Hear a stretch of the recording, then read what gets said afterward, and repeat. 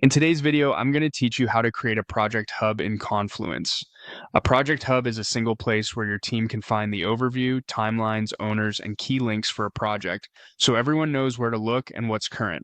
We'll keep this simple and focused so you can set it up fast and make it genuinely useful.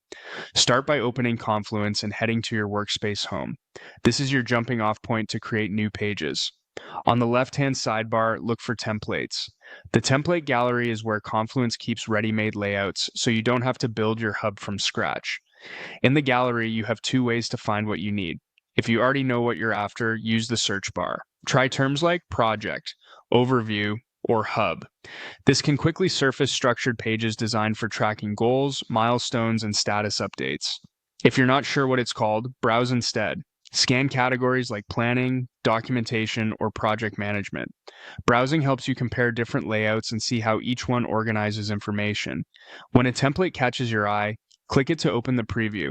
Take a moment to review the structure. Look for sections like project summary, scope or objectives, timeline and milestones, owners and stakeholders, and links to related work. The best template is the one that matches how your team thinks and what they'll check most often. If it looks right, click Use to start a new page based on that template. Confluence will open the editor so you can make it yours. Now make your edits. Start with a clear, searchable page title, like the project name and a short descriptor. In the summary, explain what the project is, why it matters, and what success looks like. In the objectives or scope section, keep it specific and measurable so it's easy to revisit later.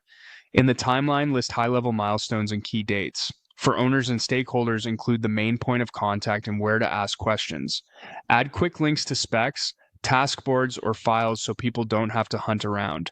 Keep formatting consistent with headings and short paragraphs, and use tables where structured data helps.